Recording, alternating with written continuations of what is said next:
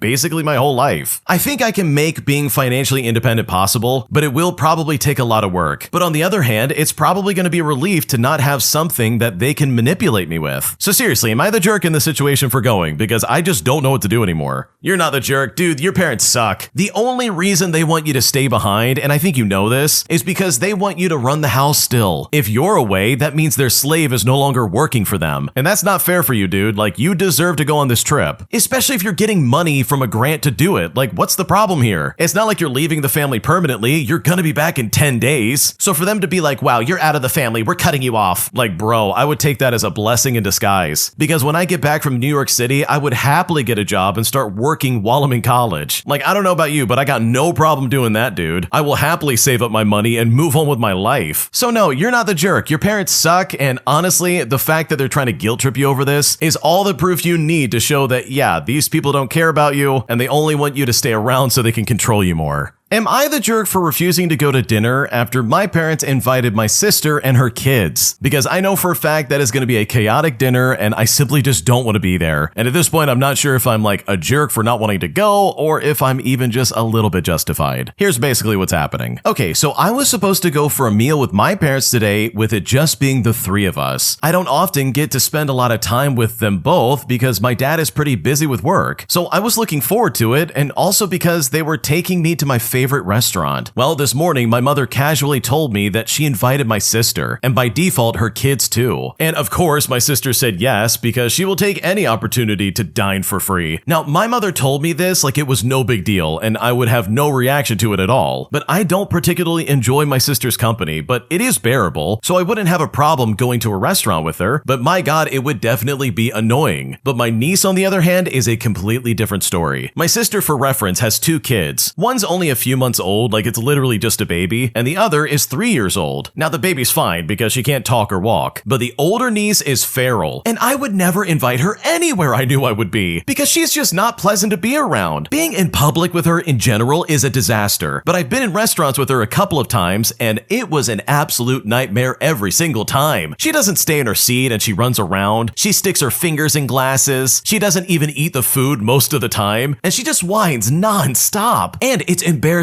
because no one wants to be at the table with an unruly child. Well, I told my mom, hey, I thought it was just going to be the three of us. And she said that she decided to invite them because it would be nice for them. But I said, hey, I don't want them there, and that my niece would just completely ruin it. But my mom said, well, she couldn't exactly tell them not to come after inviting them, and that I need to stop complaining because it would be fine. But being at a table with my niece is a terrible experience, and genuinely, it would ruin the meal. So I just told her, look, I don't want to go anymore. And when I said this, she really thought I was joking. But I said, no, I'm not kidding. If you want to go to the dinner with my sister, that's fine, but I'm not going to be there. And afterwards, she said I was being ridiculous. So seriously, am I really being like the jerk here? Am I out of line for not wanting to spend time with this obnoxious 3-year-old? Because that was a nightmare in the past, and I definitely do not want to relive that in the future. No, I don't blame you, dude. I would be pissed off if my mom was like, oh yeah, we invited your sister and their crazy child. It's gonna be great. Nothing's gonna happen. And then fast forward to the dinner, and yeah, it's happening. It's happening in human form, like in front of me. Oh, cool, the child's setting something on fire. Like, I don't know how crazy this kid is. But seriously, if you've ever been around children, then you know that some 3-year-olds are just maniacs. They are unfiltered and unbridled, just external stimuli. They see something, they go and touch it. If they can break something, they will, and they think it's gonna be funny. So bringing that to a restaurant sounds like a nightmare waiting to happen. Like, I completely understand where the original poster is coming from. So on that end, no, dude, I wouldn't want to be there. Screw that. That would be my easy ticket out of this crap, and I would just say, like, hey, you enjoy yourself with my sister, but I'm not going to be there, because I would know for a fact exactly how that dinner's going to go. And if your mom thinks it's going to be anything except for chaotic, then she's kidding herself, and she's going to be eating her words very quickly. Today, I need to confess that I got stuck in a stranger's family group chat, and I stayed for all the scandals that were going on. Because let me tell you something, this was like the most entertaining group chat I've ever seen in my life, as just about every controversy you could think of was happening in here, which provided endless entertainment for me until it suddenly disappeared one day. Here's what happened. Okay, so 3 months ago, I accidentally got added to a family group chat that was clearly never meant for me. At first, I was gonna leave immediately, but then I saw the messages. And mind you, this wasn't normal family stuff either. They were exposing each other daily. We're talking cheating accusations, screenshots, money fights. One cousin secretly recorded phone calls. Somebody said they were going to expose the truth at grandma's birthday dinner. And I'm not kidding, it was like watching a reality show in real time. But the weirdest part is that nobody noticed I was there for weeks. weeks. Every morning I'd wake up to like 200 unread messages. One aunt kept posting blurry motivational minion memes, which was right after like saying she was going to call the cops on her own daughter. The grandpa would randomly send thumbs up emojis like he had no idea the entire family was collapsing around him. And then one night at like 2 o'clock in the morning, someone sent a message that changed everything. A girl in the chat admitted that she had been lying about who the father of her baby was. And it's here that 3 different men in the group started arguing immediately. One of them left the chat and another started sending Cash App receipts. Someone's wife joined 10 minutes later and literally it all just broke loose. I should have left right then and there, but instead I muted the chat and kept reading every single day like it was the morning newspaper. Well, unfortunately, last week the group suddenly disappeared, just gone without a trace. Now, I don't know if they finally realized that I was there or if the family just completely imploded, but sometimes I still catch myself checking my phone for messages from people I've never even met. Because if I'm being completely honest, I kind of miss the chaos. Okay, dude, you're braver than me because I don't think I could handle something like that. Like, first of all, don't get me wrong. There is something about hearing about other people's problems where it's like, oh man, I'm not connected to this at all, but it's also wildly entertaining and I don't mind being a part of it, like from afar. But when it's like deeply personal stuff and it's like dark stuff that like, oh man, this is getting really sketchy. Someone's gonna call the cops on their daughter, somebody's cheating, there's all kinds of weird stuff happening, like, good lord, I would not want to be a part of that. So good for you for getting some entertainment out of that. And I think it's hilarious that you never got caught. That's like the best part about this because you got away scot-free. An entitled coworker training to work at my restaurant tries to throw me under the bus as her trainer for not training her properly on doing her job. But after dealing with her awful attitude, as well as her entitled behavior, I decided that enough was enough, as I went out of my way to expose this lady for the lazy jerk that she truly was. Here's what happened. Okay, for a bit of context, I'm a 20-year-old female and I worked at a semi-fine dining steak place as a lead trainer and a server. One of my trainees, let's call her Karen, was 22 years old and had no experience at all. And this is fine, I'm totally down to teach anybody. She was great in the beginning, and she just needed to work on her hospitality. She shadowed me for the first day before she was allowed to give it a go. I have to be tied at the hip with my trainee basically, and Karen absolutely hated this. By the 3rd shift, we were swapping pitching to tables, and I was giving her constructive criticism very softly, since I could tell that she would take it to heart. I had to explain to her that I need to follow her everywhere, maybe except for the bathroom of course, and she told me, I can do this job. It is not that hard, just leave me alone. And then she bolted away. I found her again and softly explained why I needed to be by her. She then scoffed and ran off to the bathroom. During this time, we do surveys if the customers would like to say their input on the trainees. So I talked to a table that I had, and they said that she was extremely rude to them when I wasn't around, and that half of our stuff came out really late. Now, when I heard this, I apologized, and I told them that I would be taking over their service, and then I just moved on. Once Karen left the bathroom, I spoke to her about what the table said, and she responded by saying, it is not my fault other servers won't run my food, and it's not my fault that the table didn't know what they wanted. And it's like, are you serious? It's literally in the training to recommend dishes to these people. You were standing around in the kitchen doing nothing when your food was simply waiting to be ran. Not to mention she could have asked for help since I was shadowing her, but she decided just to run off. And this ended up repeating for the rest of the night. At the end of the 3rd shift, I sent her home. I spoke to my boss about my concerns, as I was just about to get a talking to for not being tied to the hip with her. My boss had a moment where he thought to himself, oh, that's insane, and we agreed for me to take a different trainee and see if she passes her audit. Well, I heard from my other trainer that she was a nightmare to work with, and she would constantly talk garbage about me behind my back. Now, I wasn't too bothered. It is truly not my problem anymore. That is, until her audit came around. I think she may have forgot that I warned her that I run all the audits with a manager as long as I'm working that shift, and her audit so happened to be on my shift since I worked 5 days a week, and I run them with no bias and only strictly based on points they have to hit that they learned in training. During the audit, she has to treat us like actual customers, and slowly but surely, she crashed and burned, and I constantly had to dock her points. I spoke with my manager to see if she was worth keeping and explained my experience training her, and all my manager said was absolutely not. So we both spoke with her afterwards and told her that she can try try again if she studies, but if she fails again, she can't work here. But once we said that, she proceeds to blame me for not being trained properly, all before I ask my manager to pull up the camera feed. And I also ask if I can pull aside my other trainer to show that what she was saying is not true. Well, all of her accusations basically just got shut down, and it's safe to say that Karen did not end up working there. Semi-fine dining and fine dining is not for everybody. I tried to be gentle in my training, but maybe she's better off at a more casual restaurant. I really tried to prepare her the best that I could, but some people just simply aren't receptive. Yeah, I think you guys dodged a train on this one because it does not sound like this lady would have been very nice to work with. Like if she's being rude to customers at a semi-fine dining restaurant, or even a restaurant that's somewhat upscale, then trust me, this is not someone you want as a coworker. And the fact that she tried to be like, oh, I'm not doing well because it's your fault. Meanwhile, she's not doing her job and she's running off to the bathroom, all because you're trying to train her. Like seriously, this is not that hard. All she had to do was be agreeable, be nice, and literally just do as you're told, and she probably could have passed this with flying colors. Like it's not that hard to just be nice and fake your way through it and get the job, like seriously. So good for you and your manager for putting your foot down and telling her, no, you definitely can't work here. Because based on her attitude alone, that would have been an absolute nightmare to deal with on a daily basis. If you like Am I the Jerk, you're probably going to love Am I the Genius. Check it out, link down below in the description. Also, go to amithejerk.com/submit if you would like to submit your own stories. Am I the jerk for telling my twin brother to stop contacting me after he started only calling me asking for money? Here's what happened. I'm a 34-year-old female, and I have a twin brother, and growing up we were super close. And we both had boys, and we were super excited to raise our boys together. But when he got married, he distanced himself from our side of the family. He got married when he was 21 years old to the mother of his son. And he said he did this because of who I married. Now, I've been with my husband for 13 and a half years, but he has literally never met him, and he would never even take the chance to meet him. Well, my twin brother finally said that it was because of my husband's job of a truck mechanic for semis. To me, it didn't matter what kind of job my husband had. I love my husband, and that's why I married him. So anyways, my twin brother didn't talk to me for about 3 years, so I stopped trying to reach out myself. Well, my husband, about 5 years ago, switched his careers around, and he now makes over $140,000 a year. At first, my husband was making about $90,000 a year, but he's gotten promotions and he's gotten some raises. My twin brother got a divorce 2 years ago, and my dad was just so proud of my husband that my dad was mentioning to my twin brother how well he's doing in his new career. My husband worked his butt off. He decided to go back to school, and that's how he switched careers after graduating. My twin brother started contacting me again, and at first it was just talking about normal things, but then he started asking for money just here and there. However, I would always tell him no because we have kids of our own, and we have our own bills to take care of. About 6 months ago, he was only contacting me about asking for money, especially after he found out my husband got a promotion and a raise. But still, I would always say no. Then I would just stop answering his phone calls altogether because I knew he wanted money. Now, about 2 weeks ago, my twin brother called me again, but this time I decided to answer, and trust me, I know I really shouldn't have. When I picked up the phone, he asked me for $500 because he was getting evicted, but I told him I cannot help him for money and to please stop asking me for money. If you just wanted to call and talk to me, that would have been just fine. Well, my twin brother then started yelling at me. He told me that my husband makes more than enough money to help out my twin brother every once in a while. I told my twin brother absolutely not. We have kids of our own and we have bills of our own that we need to pay, and we have other things that we need to take care of ourselves. He then said that I am obviously not a very good twin sister because I won't help him out. And after he said that, I told him to never contact me again until he would get his crap together and realize that he needed to stop asking for money. After that, he got upset with me and then he hung up the phone. And I have since blocked him on everything, including social media. I don't know if I did the right thing, and this has really hurt me deep down having to do this. My husband said I did the right thing, but he understands how hard it is for me to do that. So am I the jerk in this situation? What should I do? No, you're definitely not the jerk. This guy not only blocks you out of your life because of your husband's job, but then he comes back later and says, oh, your husband's making more money now? Either give me $500 or you're not a good twin sister. Like, that is such an awful thing to do to a sibling. It's not even funny. And the fact that he would really try to guilt trip you of all people after you tried to have some kind of connection with him is just so insane to me. So no, you're definitely not the jerk. Your twin brother is absolutely out of line, and I definitely think you have it right. If this guy wants to call you, it better be about anything except for money, because that conversation is absolutely off the table. Am I the jerk for not bending over backwards for my parents in order to babysit my 18-year-old sister, because right now they are very angry with me, and at this point I seriously don't know what to do. Here's what happened. I'm a 32-year-old female, and my grandparents and grandmothers are going on a week-long cruise starting at the end of the month, and they haven't mentioned anything about keeping tabs on my younger sister, but tonight, my mom texted me saying, I really need for you to watch your sister. Well, I told her that I'm going back to work literally at the beginning of next month, and I will be gone from 5:30 in the morning, and I won't be back in town until 5 o'clock p.m. Then I have a boot camp that I'm dedicated to. I told her maybe she can stay with me, so I can see her in the evenings and check in with her during the day, but apparently that just isn't good enough. Maybe I was a bit blunt over text messaging, but I honestly just don't understand what she wants me to do. My sister is 18 years old, by the way, and I physically can't be home until 5 o'clock p.m. My parents called me and I said that she can stay with me so I can see her in the evenings, and she won't have to sleep anywhere alone. But then my mom said, oh, so she's just gonna be alone? And I said, for most of the day, yes. She then said to me, okay, wow. And my dad was in the background yelling at me. Now, I am a people pleaser, and my parents put a lot of their responsibilities on me as a child. They are used to me bending over backwards for them and putting their needs and my sister's needs well before mine. And this is probably the first boundary I've ever set. Anyway, this whole situation pissed me off, and I said, this is wild, make it make sense to me, which made them even more mad. I then got off the phone and I blocked them for the night, because what I'm not going to do is let them stress me out. I mean, I came a long way with my mental health for this. So am I the jerk for not doing more and snapping at them? Is there something more that I could have done? What should I do? No, you're definitely not the jerk. Like seriously, do they not realize that you have a job and a life of your own? They not only did not tell you in advance that they wanted you to do this, but they also tried to spring it on you and guilt trip you into what, quitting your job? Do they really expect you to sit at home with your sister and like babysit her? She is 18 years old after all, like this is honestly not that big of a deal. She really should be able to take care of herself, and if she can't, then yeah, just go ahead and stay with you for like the duration of their stupid cruise. So for your mom and dad to be like, I can't believe you're letting her stay by herself all day, like that is literally just nonsense in my opinion, and that is completely neglectful to your work. So if I was in your shoes, I would have reacted the same way, because what they're asking of you, in my opinion, is completely insane. Today, I quit my job as a server after working in the business for over 30 years, because after dealing with some shady practices from my managers, I decided that enough was enough and that I was not going to be thrown around at their whim. Here's what happened. Okay, for a bit of backstory, I've been in the service industry for over 30 years, and I really love it. It brings me into close contact with all sorts of people from all walks of life, and that is something that I really value. I generally love people, and I always see the best in them until they show me different. But this story isn't about that. It's about the business side of all of it. Up until today, I worked for a chain pizza restaurant. It is in a college town and should be fairly busy all the time, but it isn't. The only reason I could find for this was that the pizzas are stupidly expensive. We're talking $30 for one pizza, and a lot of the servers I worked with just didn't care. During my day shift of serving, if I didn't get cut for lack of business, I would take home maybe $40. For the night shift on the weekend, with about 6 servers on, I would maybe make $100, and that's a big maybe. My living expenses are exorbitant, and money's not really an issue anyway, so the low pay was acceptable. While I was working hard, it was only a few hours a day, and it gave me plenty of time to pursue my real passion and what I went to school for, which was music. Recently, the company I worked for switched to a different payment system, which means that all my tips were collected and then sent to me via direct deposit the next day. Now, at first I was a bit bummed out because I like having instant cash every single day, and in the right establishment, that has been very lucrative for me. I also understood why the company was doing it. Keeping a large sum of money on hand to pay out credit card tips can be rough, and perhaps even dangerous for the business if it's robbed or something else. They officially rolled it out on Monday, so on Monday, I turned in all of my monies from my day shift and my night shift, and on Tuesday morning, they direct deposited $87 into my account. And I think to myself, okay, cool. Now I don't have to go to the bank all the time to deposit my cash. Except there was one problem. That was more money than they should have paid me out. When I asked what was going on with that, none of the store managers could explain to me why, or even how it all had gone wrong. My general manager informed me that while the company was probably going to ask for that money back, he knew that it was their mistake, and they wouldn't make me or the other 2 servers pay that money back. Well, on Wednesday, I walked into work, and I was told immediately that I had to pay back over $50 because they had messed up and paid me too much. And you know what? I just let out a laugh. I responded by saying, well, that's not what the general manager told me yesterday. So no, I don't think I will. Then my direct deposit for Tuesday's tips hit my bank, and guess what? I was short, and the money that they claimed was supposed to be my tip out and my actual net tip out were not what my checkout said it was supposed to be from the day before. And again, none of the managers could explain to me why, and I couldn't get corporate to give any answers either. Now, it was only 2 cents, so I wasn't really terribly concerned about any of that, but what did bother me is that the number they had for tips received didn't match the number for my checkout of the shift. It was off by a lot. When I showed this to my general manager, he said to me that's quite concerning, but that just didn't go any further. So after getting the runaround, I quit, because you know what? Screw that. The old system worked fine. I was never shorted or paid more than what I should have been paid. And then they switched, and instead of making sure there wouldn't be any issues before rolling it out, they just rolled it out anyways. Currently, there are 37 servers across 3 states having issues, and as far as I know, I'm the first one to quit. But I know for certain that the store I worked at is losing more servers, and I'm fairly certain that many more will follow suit. So let this be a lesson to you. It's your money that you worked very hard for. Do not let the company that you work for try to mess with it. And if they do and can't give you reasons as to why, you need to find another place to work, because this is shady business, and you do not need that in your life. Wow, the original poster has it 100% correct. These people were messing with this person's money, and they were literally giving them the runaround instead of giving them a solid answer as to why the money was wrong. Like, that literally is insane in my opinion, and there's no good excuse for that not being correct. Like, that's one of those things that needs to be right pretty much every time. Otherwise, the system, in my opinion, just falls apart. So good for you for standing your ground and saying, you know what, I don't need this. Because these people sound incredibly shady, and you definitely do not need that in your life. My entitled coworker intentionally spreads lies to everybody around the office, all because she was caught playing a mobile game on her phone. Here's what happened. Okay, I have a very annoying colleague who we will call Melanie for the sake of the story. And trust me when I say this, me as well as the rest of the office can share 1,000 stories about her behavior. She was playing a mobile game with the sound on, and one other girl who we will call Valerie told her to put it on silent. Well, the first thing she did was scold Valerie for the times that she spoke to someone and Melanie got disturbed. Valerie then spoke to one of our other colleagues in her mother tongue. Now, they don't really do this when they are in a group, but when they are discussing something amongst each other, they prefer to use their native language. Well, this bothers Melanie too much, because she comes to the office only to eavesdrop on everybody else, not to mention the fact that she severely is lagging behind in all of her work. Well, the next thing she does was tell everyone in the department, you know, whoever is patient enough to listen to her, that Valerie has a problem with Melanie's message notifications, completely skipping out the part where she was playing a game on her phone. Then she caught me while I was having some tea. Surprisingly, or not really, she catches me on very specific days when she has something that she needs to tell me. This hasn't happened in a while, and I had a lot of work that day, so my guard was lower. Melanie then told me that Valerie was saying that I exposed myself too much in the office and that my attire was inappropriate. Then she said that everyone in the department agrees. Now, most of the time, I ignore whatever comes out of Melanie's mouth, but due to too much stress, I immediately reported Valerie to my boss. For the record, I work at a university and mostly just wear crop tops and jeans, or sometimes a sundress, which is very common in our department. The only difference is that I'm slightly curvy and I have a full head of frizzy curly hair, but no one in the department has ever made a comment, including my female boss. The boss was super supportive and told me that she'll take action against Valerie, but also suggested that I speak to her first. Now, I was not looking forward to that, because Valerie is very much a junior to me and has always kept her distance. And you know what? I actually believe what Melanie said, even though I knew that Melanie must have twisted something. I definitely believe that Valerie must have made at least a small comment about my attire. So I didn't say anything, and I went home for an extended weekend. And when I came back, my head was clear, and I used the time that I had in my hands. Well, I finally called Valerie near my desk in full view of Melanie, and that's when Valerie told me that she asked Melanie to turn her phone on silent, and since then, she's been on a hate mission against her, spreading all kinds of lies about her. And once Valerie said that, we both watched as Melanie practically ran out of the office, not even stopping to put on her bag properly. I then updated my boss, and I heard from my colleagues that Melanie came to the office super early the next morning, all in some kind of desperate effort to do damage control with my boss. Wow, Melanie sounds like an awful coworker. She is quite literally spreading lies around the office, all because somebody caught her playing a game on her phone. Like, seriously, is it that big of a deal where you have to ruin relationships in the office because of your stupidity? I'm honestly blown away that she even still has a job, because in my opinion, that is something that is completely unforgivable. And hopefully, in the future, you don't have to deal with her ever again. 10. Am I the jerk for telling my cousin to stop holding a grudge at me over something that I did when I was 7 years old? Because right now, the way she's acting is completely unreasonable, and at this point, I don't know what to do. I'm a 17-year-old female, and I have a 30-year-old cousin who we will call Amanda, who's always been seen as the black sheep of our family. She's neurodivergent and has more of an alternative style. Think bright hair, tattoos, and some piercings. We were never close because of the age gap, but our families wanted to be close-knit. When my cousin turned 20 years old, her family decided to visit us and celebrate her birthday together. Well, here's the problem. I was 7 years old at the time, and I threw a temper tantrum. I wanted to go to a different restaurant than the one my cousin had picked out, and I made such a fuss that everyone ended up staying home. Later, when they got cake for my cousin, I insisted on blowing out the candles myself, and my parents let me do it because they didn't want to deal with another meltdown and told my cousin that she was too old to be making a fuss over her birthday anyways. Honestly, I don't remember much from that day, but apparently it really hurt my cousin. She wasn't even allowed to celebrate with her friends like she wanted to because she had to come on that family trip. Fast forward to now, and I'm applying to colleges, specifically in the state where my cousin lives. Over the years, I've come to realize just how toxic some of our family dynamics are, and I reached out to my cousin to apologize for what happened when I was a kid. I told her that I understand now, and I asked if she could help me navigate things as I apply to schools in the area. Well, my cousin pretty much brushed me off and told me that she's still upset about what happened on her 20th birthday. I tried to explain that I was just a kid at the time and that I'm sorry, but she's holding on to a grudge like it happened yesterday. I told her she needs to let it go, but she seems really stuck on it. My parents think that she's being unreasonable, but I'm starting to wonder if I'm being insensitive to her feelings. So I really need to know, am I the jerk for telling my cousin to stop holding onto a grudge over something that I did when I was 7 years old? What should I do? No, you're definitely not the jerk. You're on the cusp of being an adult, and the fact that she wants to hold this against you, in my opinion, is insane. Because I don't know about you, but the way someone acts when they're 7 years old is not the same thing as when they're 17. Like, the original poster is quite literally a different person. So for your cousin to be like, no, I'm still bitter about my 20th birthday, like, that is really weird to me, and if anything, she should really direct that anger at the rest of her family and not at the child who was having a bad time. Because the way she's acting, in my opinion, is completely ridiculous. An entitled old jerk tries to get me fired from my job after he stalks me around my job and takes pictures of me using my phone while on the job. And despite the fact that this was a work phone that I was using on the job, this guy still was very convinced that I was goofing off and not doing what I needed to do. And I'm honestly still blown away by this guy's creepy behavior. Here's what happened. So for about a year now, I've worked at a storage facility. It's all outdoor floor level, and it's a huge place with over 1,500 units. And yes, we have to use a golf cart just to get around. The tiny office out front has one corded phone. And since before I started here, they have had an office iPhone that we can forward calls to from the office phone, so we can be anywhere on the property and take calls. The first thing they trained us on is don't leave the office without it. They also don't care at all if we have personal phones on and if we're using them. It can get really slow, so playing games and watching videos is perfectly okay. As long as we aren't doing it when people are in the office needing assistance, they really just don't care. So this older guy comes in and he asks me if I'm new. We have a short chat and he pays his bill a year in advance, so he hasn't really met me yet. So he pays, says he'll be in his unit all day arranging and pulling stuff, and honestly, that's no problem. But it's also important to remember that today there was a big issue getting worked on. 4 units we have cleared out due to water damage need to be photographed and inspected, and the manager is doing manager stuff with insurance, and the handyman is there to fix them. I just got the units moved out into another spot, so today I'm driving around to the old units and sending my manager the photos for insurance. And I go ahead and I forward the calls. I use the iPhone to take photos so that they are on the work cloud account and so she can access them immediately. At the first unit, I call her on my personal cell phone to make sure the photos are good and see if she needs anything else, and to see if she's happy with any of the things that she's looking through. Once I was done, I hang up and I turn around to walk back to the golf cart, and this old man is literally standing directly behind me with this weird smile on his face as if he caught me doing something I shouldn't. He even had his arms folded like I did something wrong. Now this really scares me suddenly because I had no idea he was even around me at that moment, and I say to him, "Can I help you?" He then lets out a snide remark and says, "No, I don't think so," and then walks away. It was honestly so weird and very creepy. So I just went about with the rest of the units as necessary. I sit in the cart for about a minute until she's able to look through the photos and verify that I don't need to send anything else. I mean, I really didn't want to go back out and have to come back again if something was missing. She then calls and tells me everything looks looks great and that I can change the status of the units to unavailable in our system and just get back to my usual job. I then decide to tell her what happened too and that the guy was really weird about it, and she was like, oh yeah, he's hardly ever here and you won't need to deal with him much longer, but if you feel like he's off, you can just lock the door and put a sign up to call and just not interact with him. So you know what? That's exactly what I did. And thankfully, I didn't have to deal with him at all, but the very next day, things kind of go south. Now, we have one general inbox and everything goes there. We use our own personal signatures as we reply, but right then, I see an email from that guy. He literally sent an email directed to the inbox with photos and videos following me around the property, saying that he caught me sitting around and chatting using my cell phone, saying that I was taking photos of units with a cell phone on company time, and then further lies and says that when I got caught, I panicked and tried to tell him that I didn't have a cell phone on me. He made up this whole story like I was a school child caught with a forbidden phone in class. Like, why would I even do that in reality when it's the company phone I'm required to keep on me? Like, it was just so creepy. Even better though, I have my boss read it, and since I already spoke with her about the situation from his visit, she had to call him and explain it to him. And it was such a weird thing. Like, why didn't he bother asking about it instead of being like, oh, an employee on a cell phone? That's bad, let's tell on him. Like, I get there's probably some kind of generational difference here, and they just aren't used to cell phones being a necessity at the workplace, but the way he acted so snide, like he caught me being bad and just couldn't wait to tattle, was such a weird thing. And to top it all off, there's a lot of older people renting units. I've had them bring up the cell phone thing maybe once or twice, and even a few of them get upset because they're like, oh, you're just so dependent on them. But past all that, I've never seen anyone excited for the opportunity to use it for evil like this. And I honestly hope I never deal with this guy ever again. Yeah, that guy sounds super obnoxious. Like, seriously, why would you be excited to try and get somebody in trouble? Like, that sounds so obnoxious and just so annoying. Is his life seriously that boring that he has to follow somebody around to try and get him in trouble? Like, doesn't he have a unit that he's trying to like work out or something like that? Like, why would he be there? That is so creepy. And for me, the worst part about it is the fact that he was following you around without your knowledge. Like, I don't care who you are, if someone's secretly following me around and like tracking my every move like that, especially in my place of like employment, like that is just crazy to me and there's no good excuse for that. Like, just mind your own business and live your life, dude. You don't have to follow this person around. It's also ironic to me that anyone would be like, oh, you're just so dependent on those cell phones. And it's like, yeah, I need to do my job on the fly. If I don't have this phone with me, then I can't do exactly what I need to do. Like, how is that hard for anybody to understand? Like, I just don't get it. But I think the original poster did it right by telling their manager the day before, because this guy was clearly trying to get you in trouble. And that, in my opinion, is completely unfair. If you like Am I the Jerk, you're probably going to love Am I the Genius. Check it out, link down below in the description. Also, go to amithejerk.com/submit if you would like to submit your own stories. My disabled mom is constantly insulting me while also expecting me to help her all the time. And after dealing with her attitude for most of my life, I find myself at a crossroads because I seriously don't know what to do. Here's what happened. Okay, so I was hoping for some advice on what's going on in my life. I'm a 21-year-old college student and I'm living at home and I'm not currently paying rent. I do not have a job and my mom in her 50s, first and foremost, is disabled. She is heavily obese and has a lot of health problems and physical pain that causes movement for her on most days to be really hard, and some days are worse than others. Now, the point of making this post is that as I grew up, my mom often insulted me. When she has gotten mad, she has called me many names and many curse words, and this has happened at least since I was 10 years old. I remember 2 big fights in the past 3 years, where in the first one, she felt like I didn't help her out enough with her disability, and she called me worthless, said that I was ungrateful, and threw things at my closed bedroom door from the adjacent room. The next fight was much more recent, only being this last year, and this all stems when I didn't take her advice of taking a fanny pack on a plane that I was going on. She called me a stupid idiot and a know-it-all, and many other names. She also physically blocked my way out of the room when I tried to leave, and slammed my door multiple times when I eventually made it back to my room. It eventually escalated to my dad defending me, and they argued with each other. That led to my mom telling me that the both of them would be getting a divorce because of me, and that this would make me happy, wouldn't it? However, despite all of this, she had gotten better over the last year. She hadn't insulted me at all, and hadn't gotten mad at me to that degree anymore. Our relationship improved, and I even sought her out for comfort when I was having a depressive episode the other week. But as I previously mentioned, I don't have a job as I'm struggling to find one. I've been actively applying for months, and the farthest I've gotten were some interviews, but I haven't been successful at all. It's been really demoralizing. So a couple of of weeks ago, I overheard her telling her friend that I was not trying hard enough to get a job, and that if I wanted to be treated like an adult, I should get a job like a normal adult. And her saying that just brought everything back. So I've been avoiding her as much as I can while living in the same house, as I try to deal with the feelings it gave me. But the problem is that she's noticed, as she often comes to me for help with chores and household stuff, like making dinner or even cleaning up. She's getting more mad at me because of me avoiding her, and my dad this time agrees with her that I should be helping her more on account of her disability, stating that she loves me, and just because I'm pissed off doesn't mean that I shouldn't help her out. But I don't understand why I should help her when she says these things about me. Then also, I don't know what to do, as I can't just move out on the spot. I don't have a job, and I've had a lot of trouble finding one. The only good thing is that my dad refuses to make me pay rent, while my mom wants me to do that. I don't know what to do, and I don't know why I should help her, and I just don't know how much I can take living with her if she starts insulting me all over again. I'm honestly scared of this situation because I seriously don't know what to do. Okay, for starters, I think you really do need to get a job, but not for the reasons you might be thinking. You don't need a job to make your mom happy. You need a job so you can save up and move out of that house. If I was in your shoes, that would be the only thought in my head. Save up my money in my bank account, develop a game plan for what I'm gonna do when I move out, and then find a place and get out of there. Like, what you're describing sounds awful. Your mom is guilt-tripping you into helping her with all this stuff, and yes, she does have a disability, but last I checked, you are not her caretaker. Like, that is ridiculous. And in my opinion, you should not be obligated to help her out in that kind of way constantly. Sure, you can do your chores and help out around the house, but from the sounds of it, it seems like this is going to be a much more involved role in your life. So in my opinion, if I was in your shoes, I would be making a plan to get out of there, because I can guarantee you if you don't get a job and find some kind of money in your bank account, you're gonna look up one day and it's gonna be 5 years later and you're still gonna be dealing with this woman. And in my opinion, I think it's better to get things going now instead of waiting around until it's way too late. My coworker got mad at me when I caught him stealing my tips, and even went as far as cussing me out when we were clocking out that day. And now, after telling my managers everything, I have my fingers crossed that this guy won't have a job anytime soon, because working with him quite literally is an absolute nightmare. Here's what happened. So for a bit of context, I work at a small town pizza place, and each final bill is usually somewhere between $20 to $40, so the tips aren't always amazing, but they are still something, so we'll take it. Overall, I like my job and the people I work with. That is, with the exception of this one guy who we will call Caleb. On his very first day a few weeks ago, Caleb came in high out of his mind and ended up getting sent home. And you know what? Everyone has some bad days, so whatever, but the least he can do is come in able to work on his first day. He's training to serve, and I was working with him and the trainer this past Monday. I had a table of a few of my regulars who always leave me a $5 bill. I said my usual have a good night and all that, and I watched them put in the little bill sleeve and walked off to attend another table. Well, I come back and I start bussing after they leave, and the tip is gone. I immediately tell the manager that someone took my tip, and he goes to ask Caleb if he saw anything. Well, Caleb, without saying a word, pulls the $5 bill from his apron and hands it to the manager with a scowl. I mean, the audacity itself was one thing, but I was just glad to have the money back, so I ignored it, and I was then just more diligent about watching my tables for the rest of the night. Later on, right before I clocked out, Caleb comes up to me, and while walking past me, he says to me, "You know, you didn't have to say anything, you jerk." Only trust me, he didn't say jerk. And I thought to myself, you have got to be kidding me. I then told the manager again, because I am not one to deal with that at all. Anyways, he called out 2 days ago to say that his phone was broken so he couldn't come to work. And then he called out today saying that he forgot and had plans. And honestly, I hope my managers do something about this, because working with this guy is an absolute nightmare. Wow, I can't believe this guy still has a job after stealing your tips. Never mind the fact that he called you a horrible curse word when you called him out for it, or the fact that he's coming to work high. Like, all of that is kind of secondary in my opinion, because this guy straight up stole from you. He stole your money and tried to take it without you knowing about it. And that, in my opinion, is completely inappropriate. Like, that is not okay. You can't do that to somebody. Like, why on earth would the manager be like, "Oh, you stole some money? Okay, it's time for you to go." So truly, I hope for your sake you don't have to deal with Caleb anytime soon either, because what you described sounds incredibly annoying. Am I the jerk for donating my son's entire toy collection to charity after he refused to clean his room? Here's what happened. I'm a 38-year-old male, and I have a 10-year-old son who has been struggling with keeping his room clean. I've asked him repeatedly to tidy up, and every time I end up doing it myself or giving him a reminder. Well, last week, after another round of nagging and zero results, I decided to take a more drastic approach. approach. I told my son that if he didn't clean his room by the end of the week, I would donate his toys to charity. And of course, he didn't take me seriously and continued to leave his room in a mess. Well, when the deadline passed, I followed through and donated his entire toy collection to a local children's charity. My son was absolutely devastated when he found out. He cried and begged me to get the toys back, but I explained that the toys were already gone and that he should learn a lesson about responsibility. My wife is furious with me and says I was too harsh. She argues that it was unnecessary to donate all of his toys and that he should have been given another chance. I understand my wife's point, but I also think that Jamie needed a wake-up call. He's been getting away with ignoring chores for too long, and I wanted to show him that there are real consequences for his actions. Plus, the charity will benefit from the toys, and other kids will get joy from them. But now, my wife is considering talking to a family therapist about this, and my son is obviously upset, and I'm beginning to wonder if I was too extreme. So am I the jerk for donating my son's toys? What should I do? Yes, 100%, you are absolutely the jerk. Instead of taking his toys away and keeping them so that he has to